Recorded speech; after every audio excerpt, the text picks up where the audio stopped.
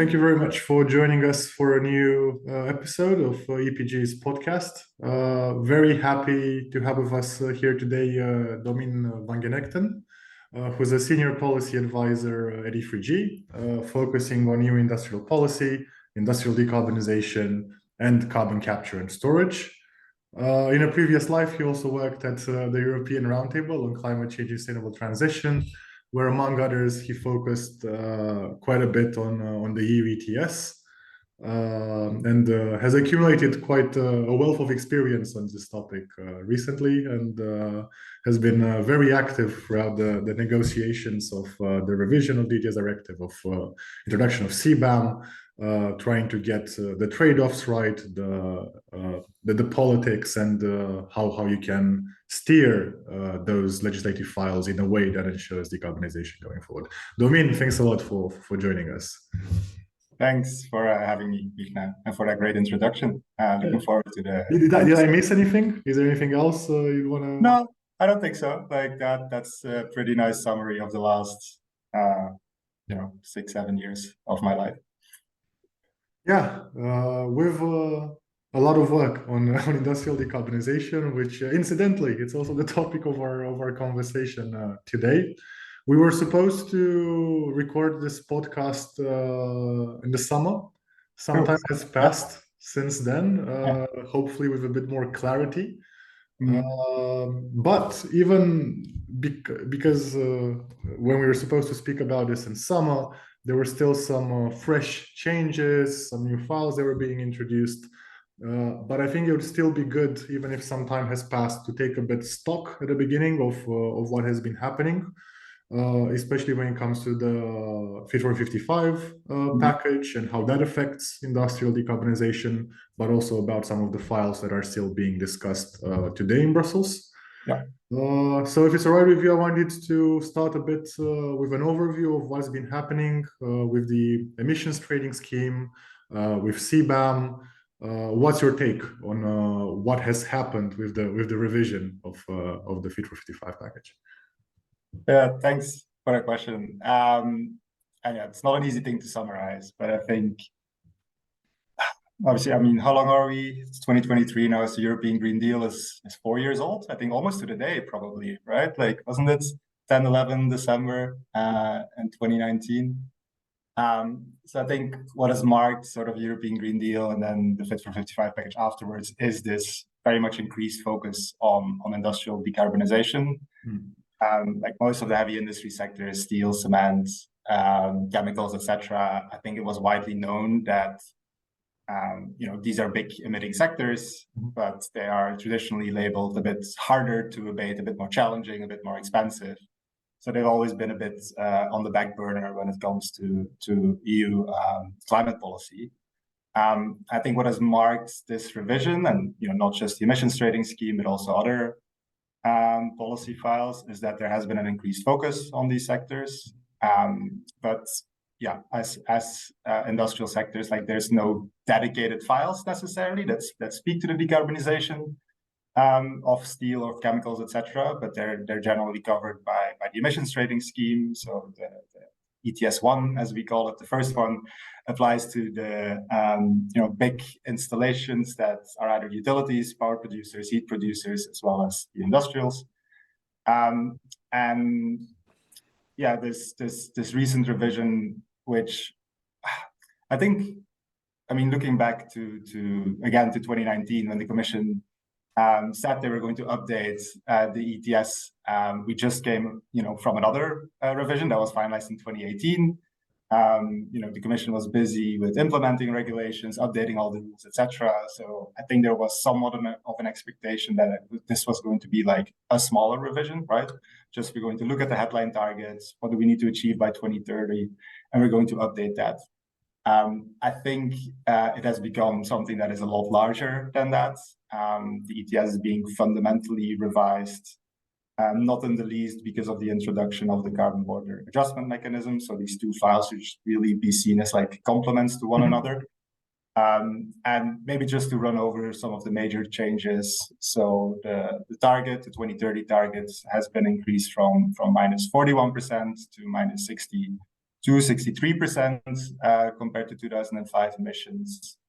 There are additional, interventions to make sure that the surplus of allowances that have accumulated in like the last 15 years, that those will be addressed.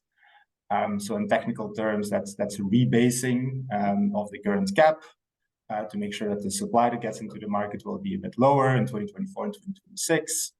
How fast annual reductions in supply will happen is also significantly being revised upwards, in the end to achieve the 62% target. But I think for industrial decarbonization specifically, I think the big game changer is that for the first time, Europe is trying to tackle free allocation, right? So free allocation, maybe just in a few words, like because of the nature of these sectors, like the products that they produce, they are competing on international markets, and a carbon price can raise the production cost of such a product, which comes with certain competitiveness concerns, which we call concerns for carbon leakage in technical jargon. And to avoid the risk of carbon leakage in the past, these industrials received a lot of their emission allowances for free allocation, which might help them to avoid the need to uptake additional costs, so to avoid competitiveness concerns. But at the same time, it also mutes the intended objective of the emissions trading system, which is the carbon price signal. And with the introduction of CBAM, this has completely changed the game for some of the major sectors like steel, like cement, like certain chemical sectors like fertilizers. We will gradually see a reduction in their free allocation starting 2026, with the ultimate view of being phased out by 2034, excuse me. So that definitely changes the underlying dynamics completely for these sectors. I just wanted to come back a bit to something you mentioned earlier, which is this sort of renewed conversation on industrial decarbonization, especially since the European Green Deal. I'm not necessarily disagreeing. I'm just thinking that conversations on industrial decarbonizations are quite long. Ever since the ETS was introduced, the industry was very much part of this, especially when it came to benchmarking and setting the rules for how free allocation is disbursed. Some of them benefiting quite significantly from the way in which the free allocation scheme was designed and implemented. Now, the difference is, as you mentioned, the main one is that in some of these sectors, they will slowly have to be exposed to the carbon price. They will have to pay for the amount of emissions they make. My question, which is just a bit more macro, what we've seen since the inception of the ETS is that the power sector has gradually been decarbonizing and industry has stayed relatively flat. That's mainly because the power sector has been phased out of free allocation, at least in the West and in the North, for quite a few years. So my question to you is, do you think that the framework that is in place now at Europe can drive the reductions in emissions for the industrial sector that perhaps we haven't seen over the past 15, 20 years? I mean, it's $1 million question, right? I think I don't disagree with anything you said earlier on, like, there's been lots of technical discussions on, the decarbonization of heavy industries. I think what has fundamentally changed is that Europe has a climate neutrality objective by 2050, right? It's cemented into law. And I think where in the past, some of these harder to abate sectors could have, hide behind a target that wasn't explicitly climate neutrality, we were talking about -80, -85%. It is now clear that every sector will have to decarbonize. So like that raises the stakes considerably. And at the same time, like there's also been a lot of there has been quite a few technological developments in some of these key sectors, right? Like we've come up out of the back of a big hydrogen hype. We see actual investments happening in the steel sector, for example, towards different production processes that can, in theory, be carbon neutral. So it's sort of the combination of long-term targets that industries start to internalize, and at the same time technological advances that actually make it possible for industry to do so. And the carbon price is an important factor in this, right? Obviously, right now, industries or like heavy industries are still not paying for the large majorities of their emissions. But what this revision does is it sends the right investment signal for these industries by saying, look, by 2035, you won't have any free allocation anymore. This will go down year by year for some sectors. And by the late 2030s, if nothing changes, your emissions should go to zero. And considering that, for a lot of these industries, like 15 to 20 years is only one investment cycle away, like this sends a very strong signal for them to act. Of course, this isn't enough, right? Like long-term signals and price signals are one thing. But what industry really needs to decarbonize is a broad supportive package that is a mix of carrots and sticks, right? And what ETS does, it's very much the stick.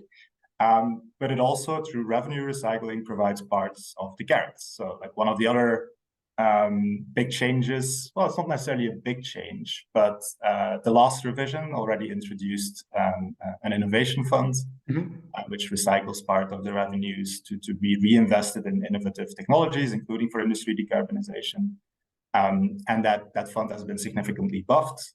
So more revenues, additional allowances, and a higher carbon price means that this, is a significant pot of money that can support industry.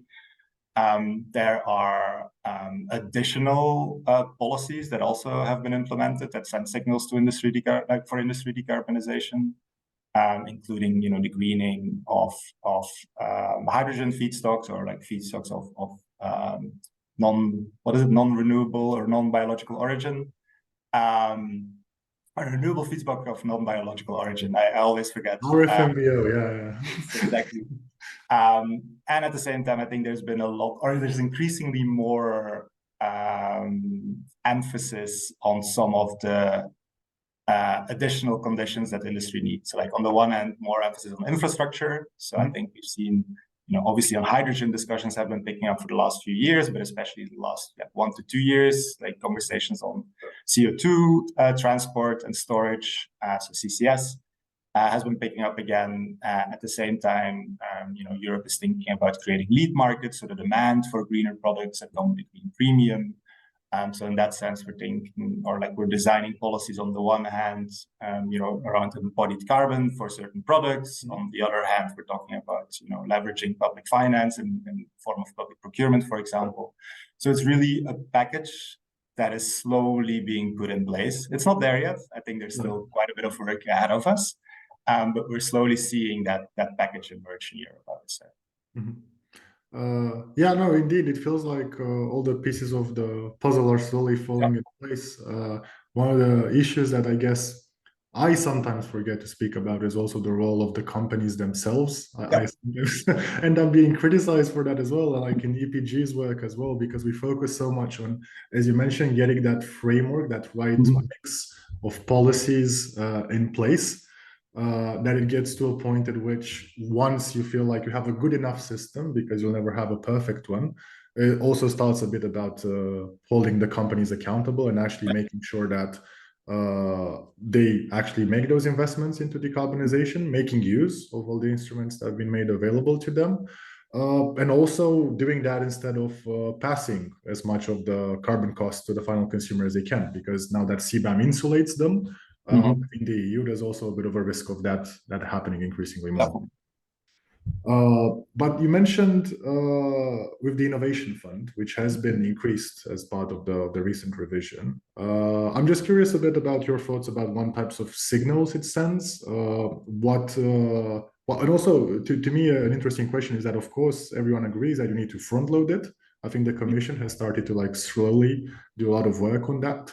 A mixed bag, sometimes financing a lot of very promising projects. Then you have spending on things like the hydrogen bank, which there's things to argue there about how well those funds are being allocated, and also how much the commission itself can do for the money available. But I'm also curious about what happens when technology is not innovative anymore, because that's supposed to be the point, right? We're seeing Sure. moment in the EU, all of the cement decarbonization projects through carbon capture and storage, if I'm not mistaken, they are funded through the Innovation Fund.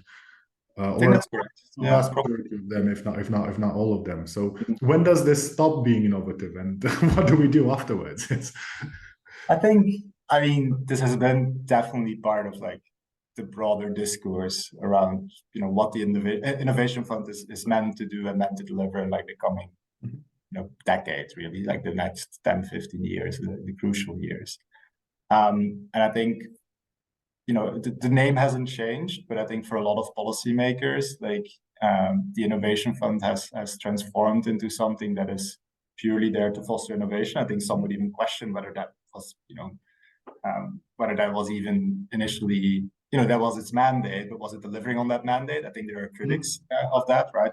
They would say, carbon capture and storage, like some would argue that is a mature technology. I would argue not necessarily in the cement sector, right? So like there's some nuance there. But I think it's increasingly more looking like a deployment fund, right? Like deploying and scaling some of these innovative pilots to make sure that they deliver, decarbonization en masse, to put it like that. And that also comes with the size, right? I think when the Innovation Fund was established, we were talking about price levels and estimates of like 5, 10, 15 euros. The moment that goes up to 70, 80, 90 euros, might even get, quite a bit. I know recently the price has been on a downward spiral a little bit, but like the expectations is that, long-term that's an upward trend. That is a very big pot of money. We're talking about, anywhere from like 50 to 80 billion euros over the coming, 8 years to purely be spent on innovation, right? So I think there's a lot of different sectors and a lot of different, potential beneficiaries that are looking at this pot of money and see, well, we want to use this, we want to make use of this to help us in our decarbonization journey. Which speaks to the success of the Innovation Fund. I think, like we all know that it has been oversubscribed in the past, in the last few calls for proposals, but at the same time also puts us, it comes with certain risks where if the Innovation Fund sort of loses its focus and is being tapped into for too many different purposes, it might lose its effectiveness. And I think we do see signals of that in the last few years. You should put that in the context of like broader, I want to say financial issues of the European Union. Is like a lack of publicly available, resources, where the Commission, when it needs to find money for a new purpose, being it, scaling of clean tech manufacturing, being it, financing for reducing exposure to gas prices, for example, like the Commission has shown its willingness to dip into the Innovation Fund for different purposes. And, if I'm an industrial producer, if I'm, a cement company or a steel company, I would have seen the Innovation Fund as part of like the grand bargain that is the emissions trading scheme and CBAM, right? Like CBAM comes in, I will pay for my allowances, but I also know that I have some guaranteed funds that, not guaranteed, but some funds I can like, try to get into by having good decarbonization projects. So that balance might be, at risk a little, I would say. Yeah, I'm glad that you mentioned about the sort of willingness that we've seen of using ETS revenues for other issues as well. Because besides the pot of the Innovation Fund, there's a few more ones. So there's the Modernization Fund, available mainly for Central and Eastern European countries, where we've only seen it a bit being used for industry so far. You have the 10C article, which some of the countries can still use, and countries can also likewise just auction off the allocations that they get distributed for the 10C, which I think countries like Poland have been doing. And then you end up with what countries do with the proceeds of the ETS, which so far has not been very well targeted. That was to me one of the more disappointing outcomes of the negotiations on the ETS, which is that even if 100% of the proceeds have to be spent on climate mitigation or adaptation related projects, the conditionality and like the criteria for what counts as climate spending is still quite loose. I'm not sure. Do you think that that pot of money represents something that countries will tap into for things like industrial decarbonization, or the tendency, at least in Romania, where I'm from, yeah, it's what happens more often than not is that the Ministry of Finance has been incredibly happy to have a bit of extra cash in the coffers. I think it's such a fundamental question, right? Where I think in the past, again, like we come from a very relatively weak system with low prices and low revenues and high free allocation to a system with higher prices, higher revenues, and less free allocations. Like the amount of money we're talking about is going to that has increased exponentially and is still going to increase quite significantly for the coming years. I think this year alone is like 36 billion euros for all member states. And I think it was 70 billion was sort of everything we've gathered or like collected through auctioning in phase 3, right? So which is 8 years or 7 years of auctioning. I think member states have never had to think very strategically about this big pot of money because it wasn't a big pot of money, right? Like in terms of overall finance, it was a nice addition, as you say, for like the Ministry of Finance. It's like a nice bonus. And how this money is being spent and collected, like, is very much dependent on quite often national law, where in some member states there are no direct connections to be made between revenues and expenditures, while in others you can literally put these revenues into like dedicated funds, for example. So there's a lot of national differences, which also makes it very challenging for member states to agree on any very strict conditionalities at European level. But I agree, like this is a big pot of money that needs to be used strategically by member states. And ideally, if we think about the sort of like old economic ideas around the logic of carbon pricing and emissions trading systems, it's not necessarily to just raise taxes and raise revenues. It's quite often a logic of like shifting the tax burden and like shifting from taxing pollution to subsidizing something else, for example. But we have seen there's very few good examples from member states where there are very much dedicated programs, either for industry decarbonization or like climate and energy action at large, where these revenues are being used to their full potential.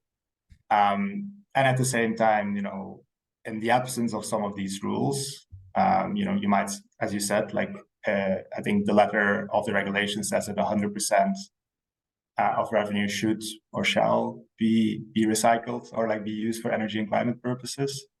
But in times of higher energy costs, of inflation, of general pressure on public finances, we have seen member states use these revenues for other purposes as well, which is I'm not going to question the motives there. Like it is quite understandable sometimes. But if the objective here is accelerated climate action, then that is definitely a missed opportunity. No, I completely agree with what you've been saying, and also that, I mean, to me it seems like it will be an ongoing, well, I can call it a battle in a way, because this conversation has started. It's not just about what countries do with their revenues from this, but also whenever there seems to be a funding gap at EU level, because the price of the allowances has increased so much and is designed to increase. To reach marginal abatement costs for different sectors that it covers.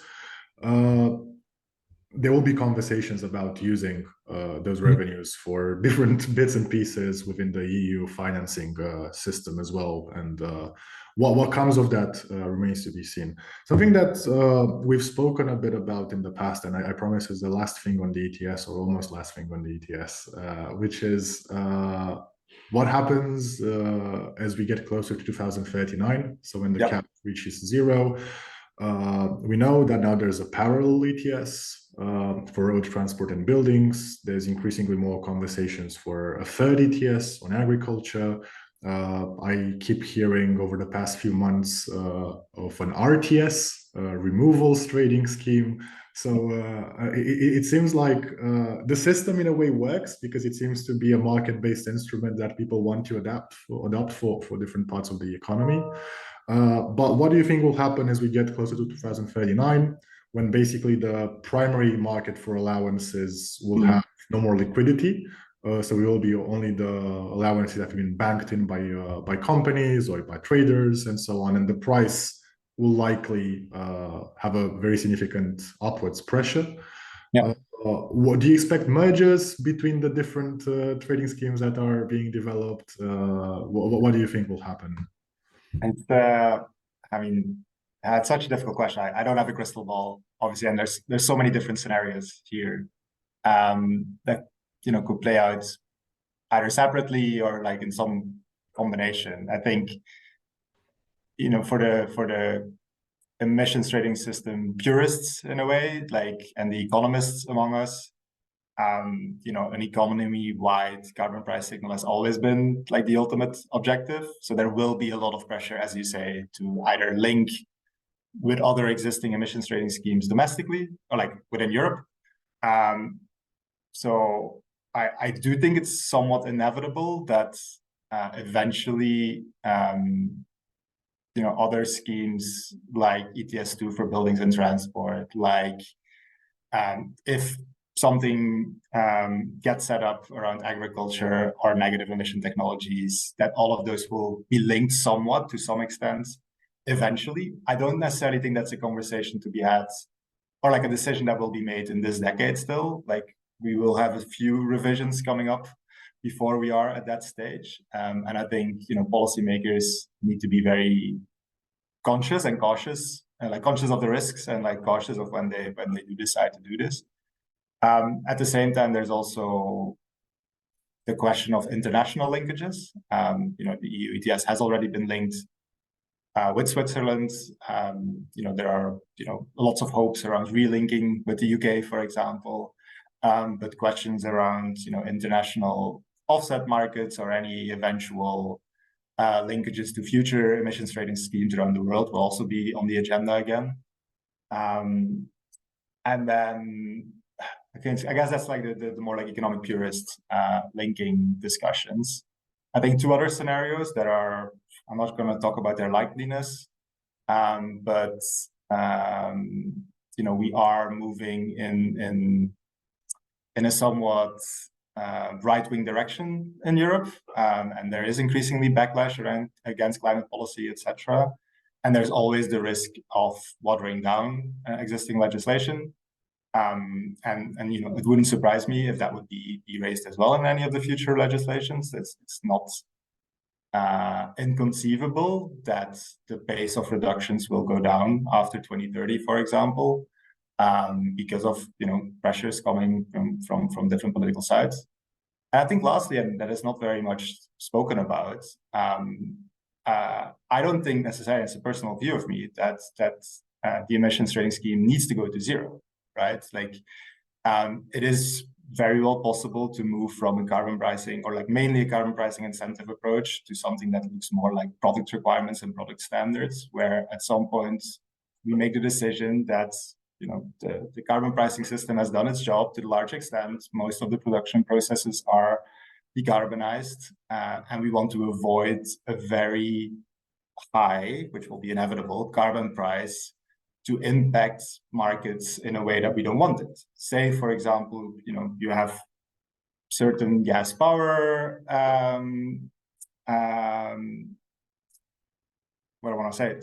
you have certain gas power plants that are still in operation to sort of provide flexibility to the markets, and they have to pay a gigantically high carbon price. There's a trade-off here between the decarbonization incentive on the one hand and sort of the services to the electricity market that such a plant can provide.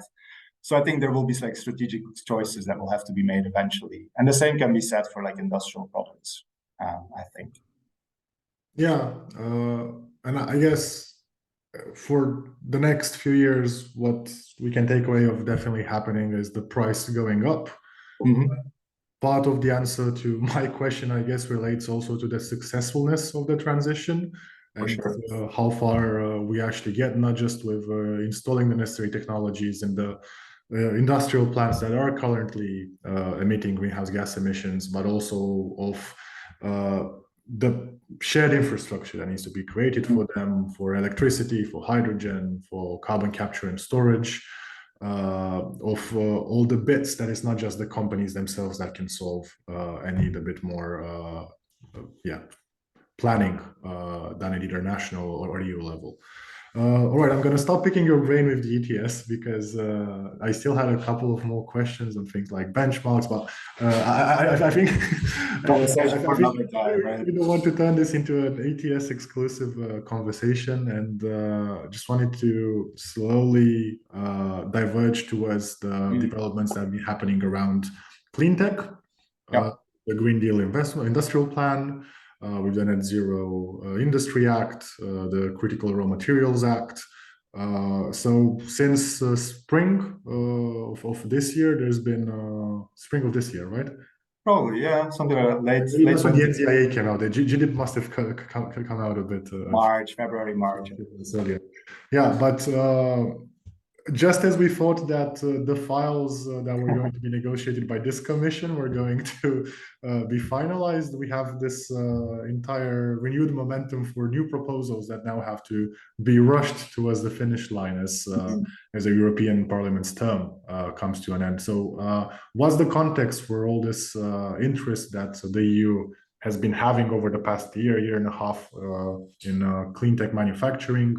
And why is this concern, come out only now? Yeah, it's a very interesting dynamic that has been like playing out in the last, I mean, probably since the last 3 to 5 years, but like has really been boiling over, so to speak, since last summer.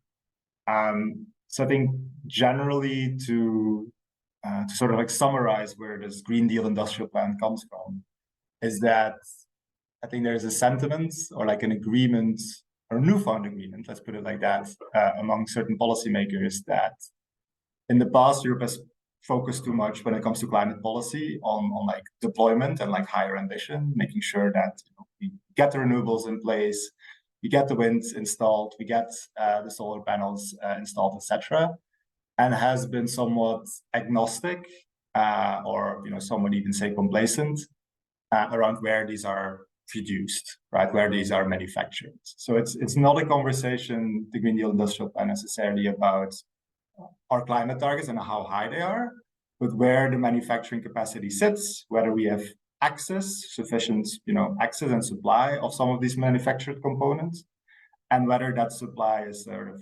resilient and we have sufficient control about those supply chains.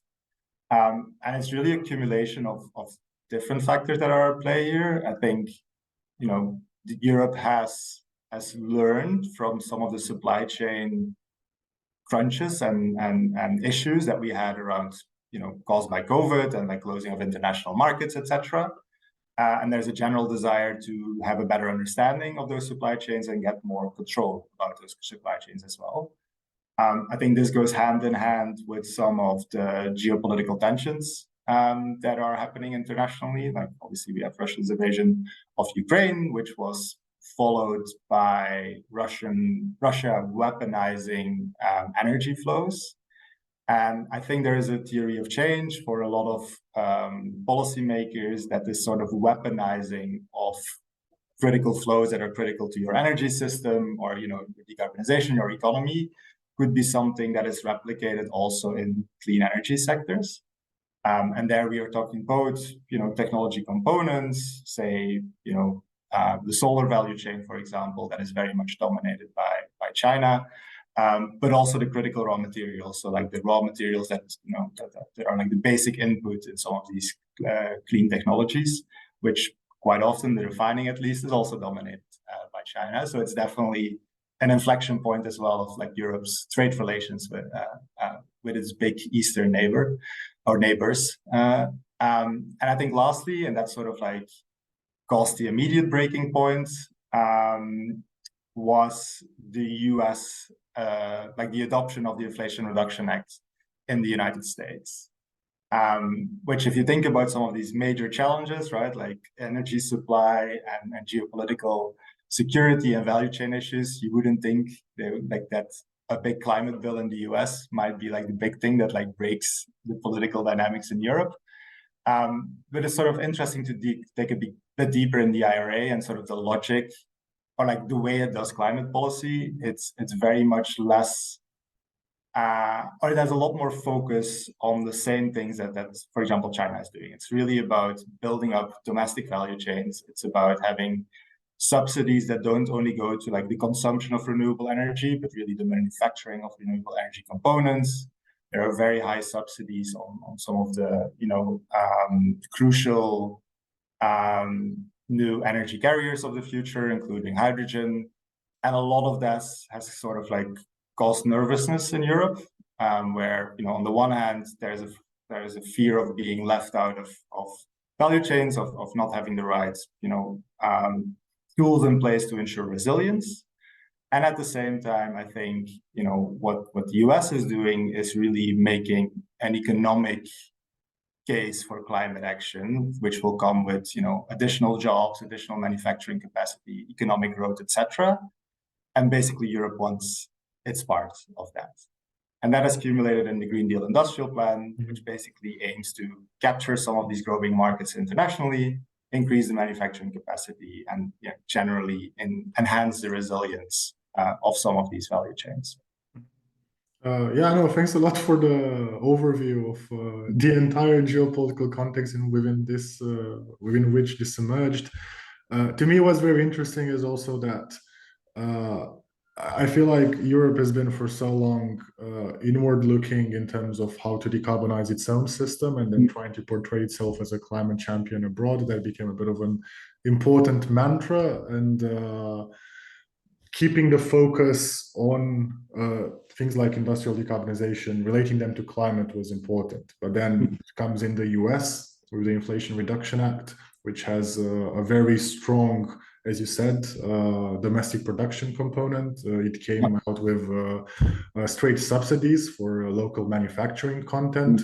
To me, that was very interesting also because following, not as close as you have, but a bit more from far, the negotiations on the carbon border adjustment mechanism and I would say, extreme care that EU decision makers have taken into avoiding making any protectionist arguments in light of any potential court filings with the WTO. I think there's probably a bit of frustration that accumulated when policymaking has been treated with so much care to be focused on climate. Things like industrial policy, I would argue, have been happening for a longer time in places like China. And then it comes in the US, very strong-handed and coming in with something that the EU cannot, which is a tax break without the common fiscal policy in the EU. It's something that cannot be easily matched within the European Union, which has been effective. At least according to modeling and calculations, it will have a strong climate impact. And it does, this component, which, as you said, the EU has somewhat ignored for a while, which is where do they actually get in the technologies? What do the value chains for those technologies look like? What are the vulnerabilities, and so on? And in terms of the solutions, there's the bureaucratic part, which is cutting through some of the red tape. Fast permitting for an endless list of net zero technologies. I say endless because now in the middle of the negotiations, it seems that they keep countries keep trying. Members of the European Parliament keep trying to add different technologies. What do you think about this? Should something like the Net Zero Industry Act be focused on a handful of technologies, or this sort of broad umbrella approach that is currently being done is useful? Because to me, it feels like almost anything that has a climate impact now ends up being called a net zero Clean technology. Yeah. I think it's such a okay. I think like in the broad sense, like if you do go into industrial policy and the goal is to have a competitive edge or resilient supply chains, you need to be strategic in your intervention. So that sort of like speaks to having a very clear set of objectives, a very clear set of like technologies, manufacturing processes you want to invest, public resources into. And that's, I think, if I, that's a big word to say, but like, if I would use industrial policy, like that's sort of like the different steps you go to, right? And I think what has been interesting to observe with the Net Zero Industry Act is that I think Europe has failed to have those like very fundamental conversations around what are the objectives really of the Green Deal industrial plan. It's just been reactionary. It's been, we see investments happening abroad in some clean technologies. Let's do the same domestically. Let's see what kind of tools we have available to like scale those up. And it hasn't necessarily been a broad discussion on, okay, like what do we actually think where some of our competitive advantages are and where are they not? Like which parts of the value chains are very crucial to have like, a bit closer to home to ensure resilience. What do we actually mean with resilience, right? Like, is that just, diversify supply routes, or is it also like quite a significant domestic production capacity, etc.? I think there are very different views on all of this.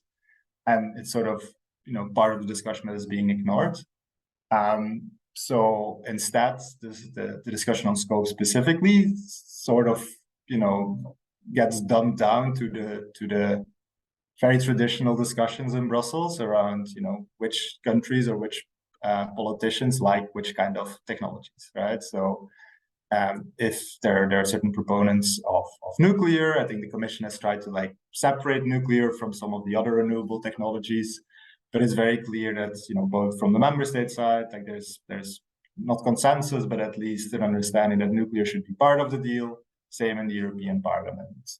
I think there are certain proponents of things like carbon capture and storage and like biotechnologies, where there will be others, like especially some of the more progressive or green politicians in countries that say, no, we need to have like sort of tiered approach, right? Like renewable technologies, like solar, wind, etc. That's on top. And we cannot put some of those other technologies on the same level. So instead of it being a strategic discussion, it has, it's turned into a little bit of a brawl where everyone tries to get their favorite technology within the scope. And I fundamentally think that's neither very helpful nor very, it's not going to result in a very good outcome of this EU industrial policy push. Yeah, indeed. I mean, the timeline against which the negotiations have to be held doesn't really help. No, for sure not.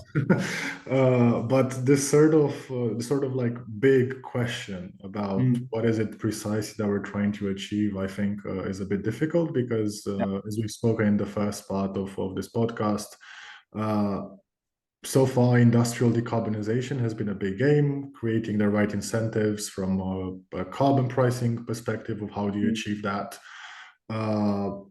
Industrial policy was somewhat of a taboo in the EU for a while, mainly because of the rules that are in place when it comes to preserving the functionality of the internal market, of the heavy restrictions that countries have had for a long time on how they can use state aid.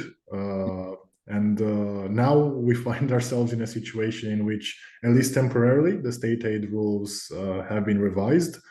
There's already been a relaxation of state aid rules before that, when it came to investments related to climate and the energy transition. So we were already operating in some favorable investment conditions and in what countries were allowed to do to support their domestic power sectors, especially to decarbonize.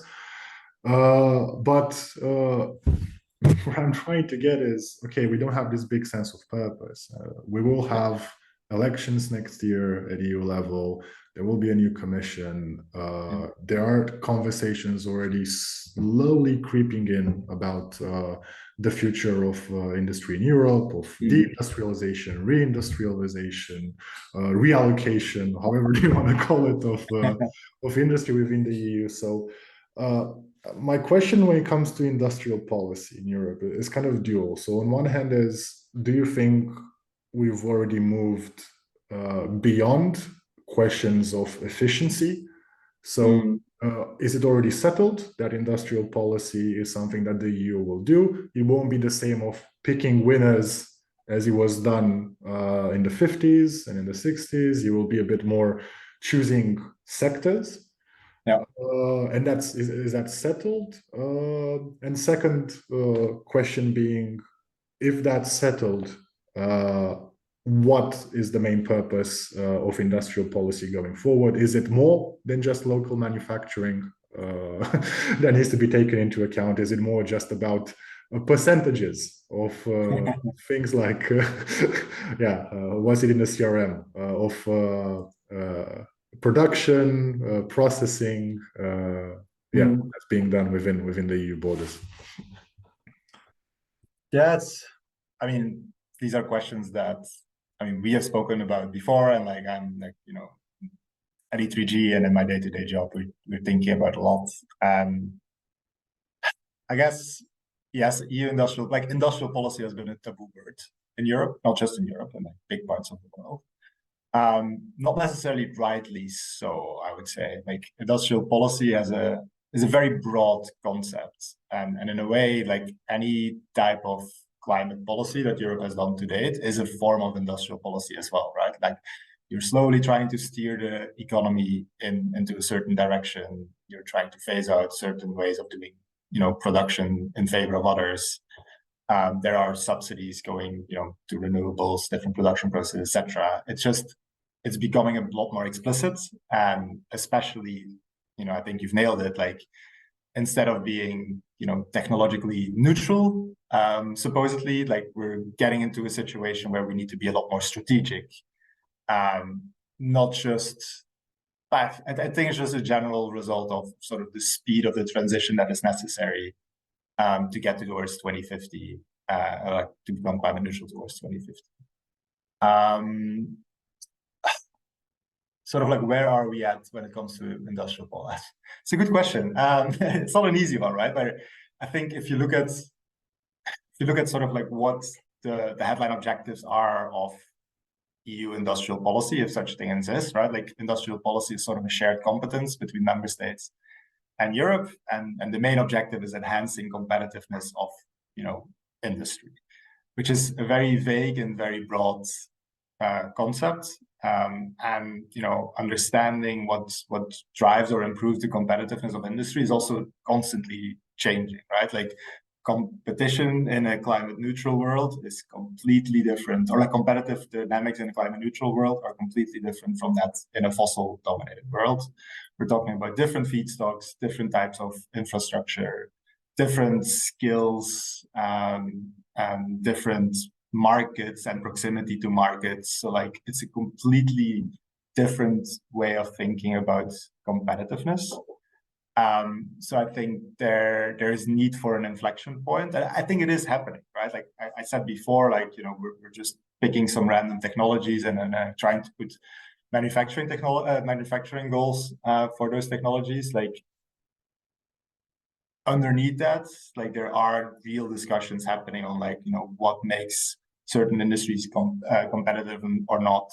What are some of the industries that will still be here in 10 years' time? And if you talk about very energy intensive types of production, we need to have a genuine inflection point on whether, to what extent that makes sense of doing that in an relatively energy poor continent. But those are it requires answering and having a public discussion on some very tough questions, right? Like strategic choices inevitably come with trade-offs.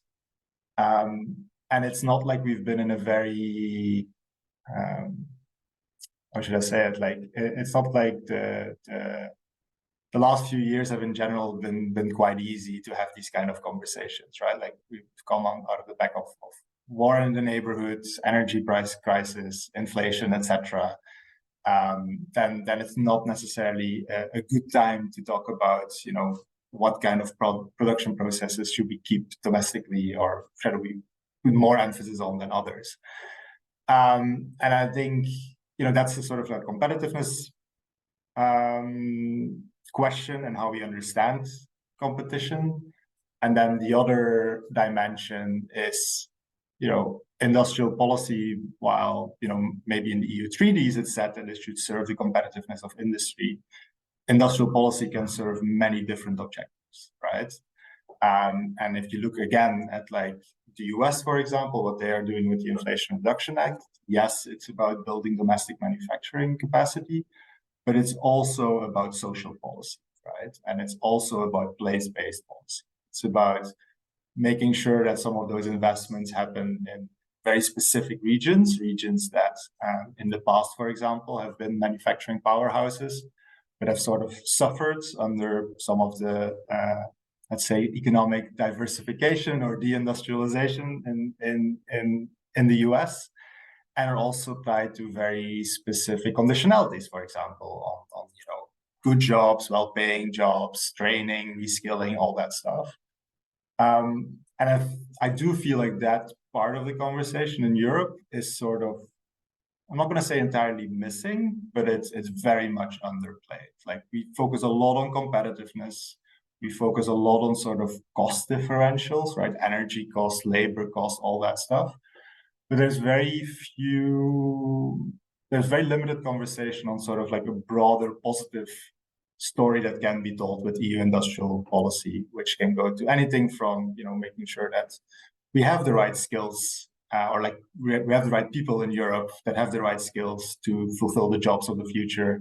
Those jobs are somewhat in the right places where they bring, social cohesion to a specific region and economic prosperity.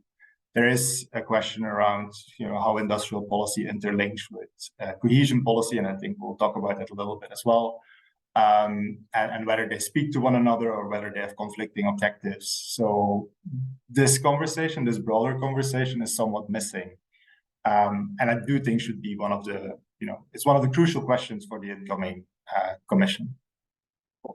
A lot of big questions, and as you've started your line of argument, it starts from some harsh realities that we're facing, which I think at least that they require this type of very frank conversations, because it's no more hiding behind anything anymore. No. It's we're at a time at which we're implementing incredibly ambitious decarbonization policies, which have consequences. We have the chance now to shape how that transition looks like, especially in the industrial sector.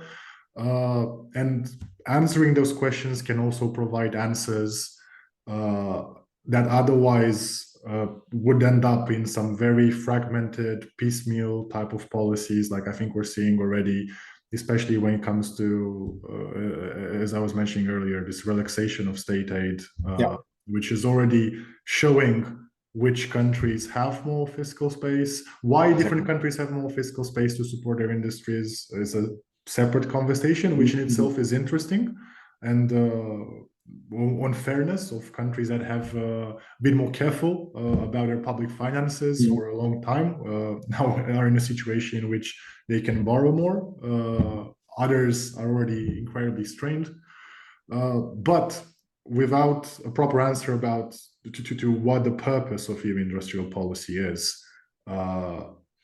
I'm afraid that there will be increasingly higher imbalances in the EU, because there will be this approach of just allowing member states to protect what they consider to be strategic sectors of their economy.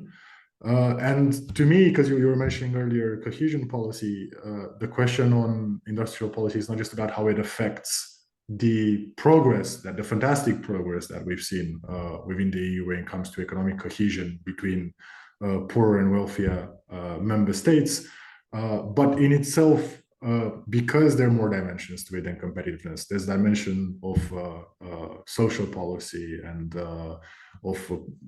providing high quality jobs in regions that have seen a decline, both because of globalization, but also in light of the climate policies that we are developing and implementing.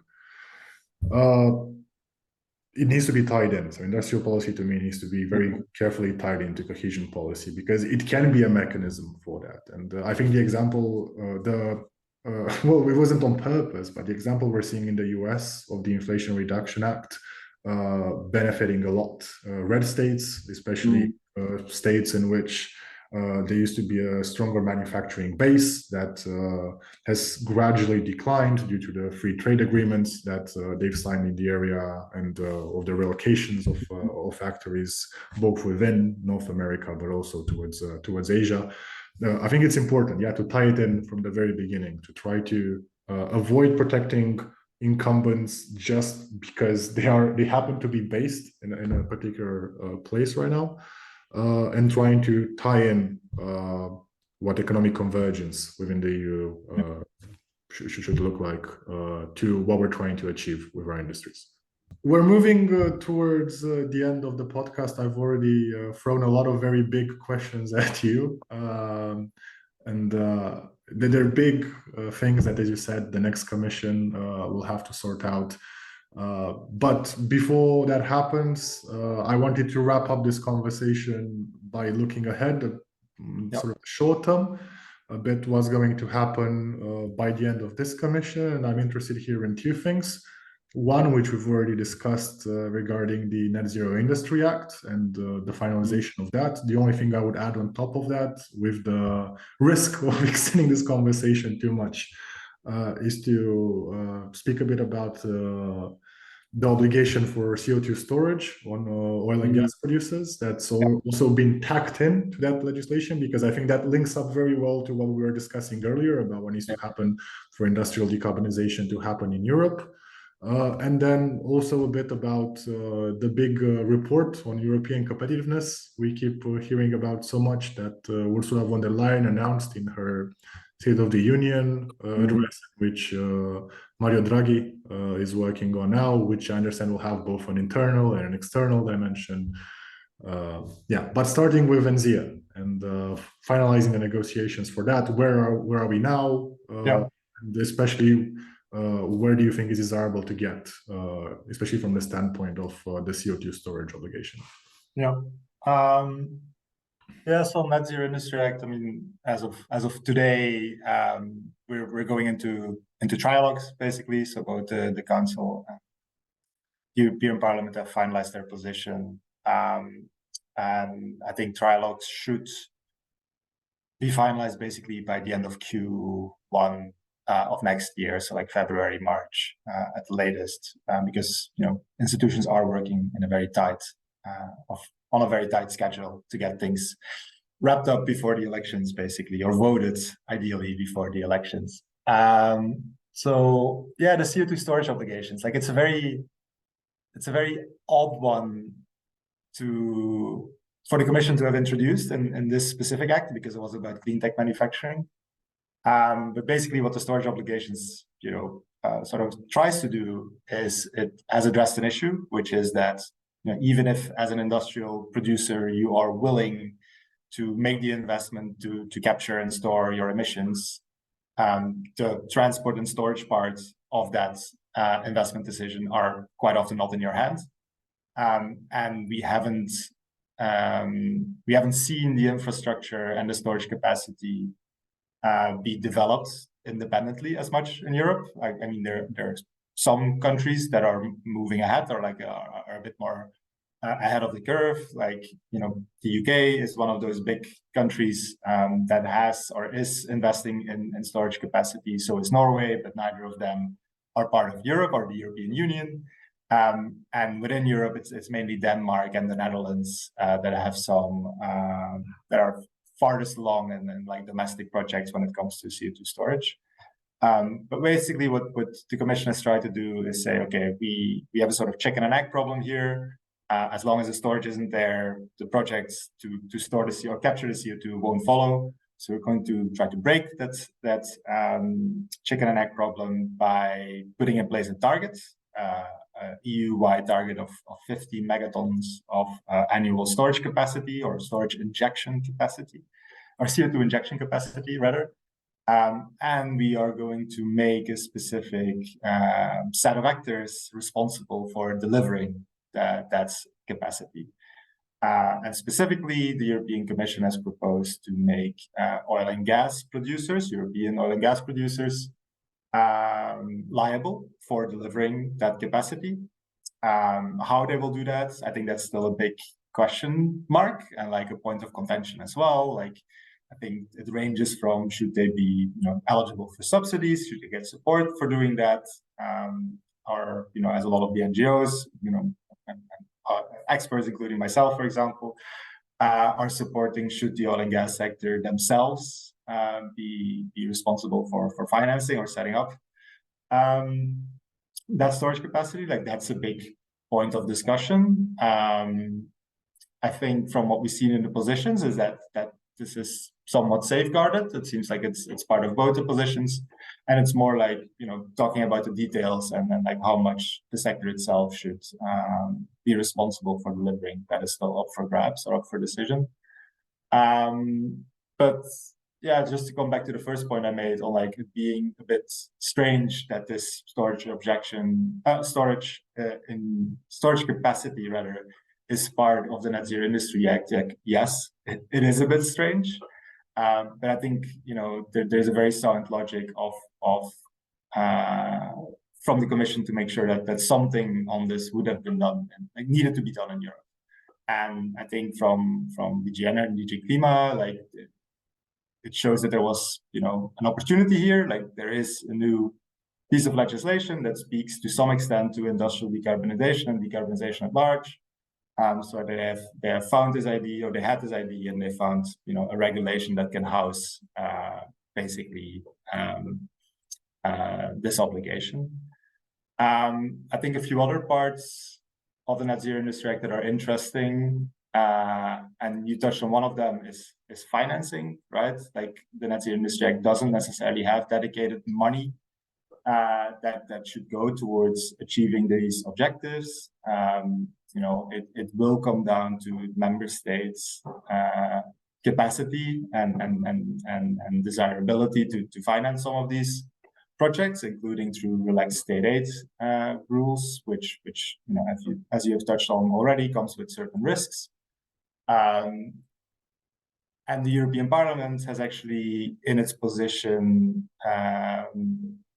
advocated or proposed that part of the emission trading system revenues should be used by member states towards these objectives.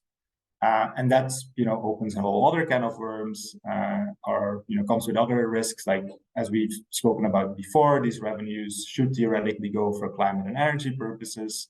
That raises the question, well, supporting manufacturing capacity, should we see this as climate and energy purposes, yes or no?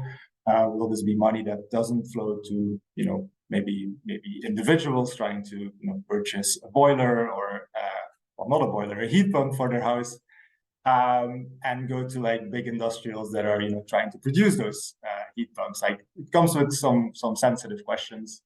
I think lastly, and we haven't touched on that, but it like loops back to the whole bigger story or question around value chains and resilience and like trade relations with China, is that as part of the Net Zero Industry Act, there's also a section that deals with market access.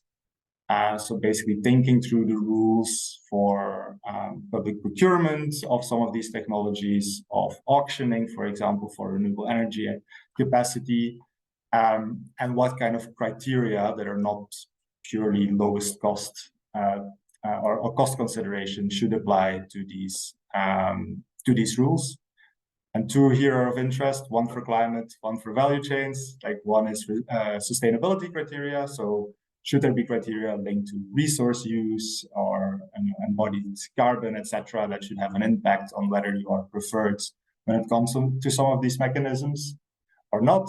And on the other hand, resilience criteria, which are basically trying to determine to what extent these support mechanisms should try to differentiate between where the different technologies are manufactured, right? So there are discussions on, okay, like, should there be a maximum percentage, for example, of the value chain originating from a certain individual country? Should there be minimum percentages that are produced domestically? Are we talking about diversification versus domestic production?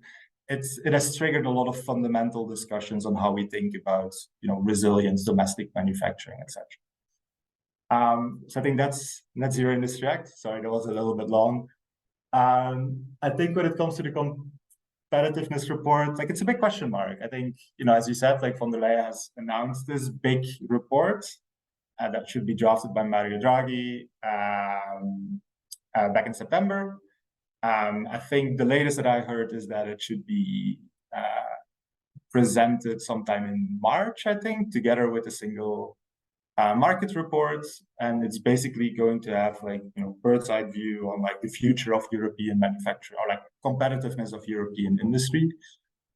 And there's actually very few details from my side, at least, that I know from what it is meant to be, what political objectives it is meant to serve, like how this is looking at competitiveness, in the narrow sense, or whether it's also looking at, like, industrial policy in a bit more broader sense. So it's a bit unclear how Mr. Draghi and his team are thinking about all the different questions that we have been discussing in the last hour. But what is clear is that it's going to set the tone for, political deliberations on some of these issues going into the elections. So I think what is clear is that, competition, competitiveness, industrialization, deindustrialization concerns are going to drive politics, at least for the foreseeable future, and will have a big impact on, everything ranging from political priorities for the parties to, policy priorities for the incoming European Commission.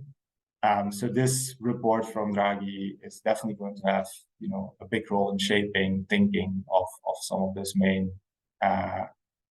European policymakers. It's going to be interesting to follow this. Yeah, completely agreed. I think this piece, together with the 2040 targets, which somehow ended up having to be published in Q1 next year as well, Exactly. throw in a lot on the plate of politicians ahead of the elections. Yeah. But I don't know. I myself, I tend to be more optimistic recently. I think that looking back over what's been happening over the past, 4 years almost, given the adversities we've been facing from the pandemic, the recession from the pandemic, the war in Ukraine, the tensions with China, the acts that were passed in the US, and them becoming relevant in the conversation regarding climate policy and industrial policy for decarbonization. I'm actually very pleasantly surprised about where we ended up with our climate agenda. Obviously, we're moving in towards the implementation phase, especially when it comes to industrial decarbonization. That will come probably with a few more hurdles and with challenges that we're probably not even able to properly anticipate yet. But it's been great to have this conversation. Thanks a lot for taking the time of going through everything from the ETS, a bit of CBAM, the Green Deal Industrial Plan, all of the geopolitics and politics that come with that. But also about the direction in which, not necessarily saying which direction we're going to head in, but a bit more about what are the political headwinds, tailwinds going forward. No, I mean, I would broadly agree with that assessment. I think looking back 4 years and considering everything that happened, like, it's interesting to see and encouraging to see climate driving a lot of these conversations. And while, some of these discussions, I think that these discussions are necessary. They're not necessarily happening all at the right pace, at the right level, but we're having discussions that we are slowly having the discussions that we need to have in order to ensure that, we can achieve our climate targets in a equitable, just, and in an economical, beneficial way. And it's an exciting space to be in, and I'm sure the story is being written, but it's definitely not finished yet, and we'll have plenty of things to discuss here still in the coming years on these topics. Yeah, we will still have a job for the coming year. For sure. Not worrying about that. In analyzing this. All right. Thanks a lot, Domien, for joining us today. Yeah, thanks again for the invite.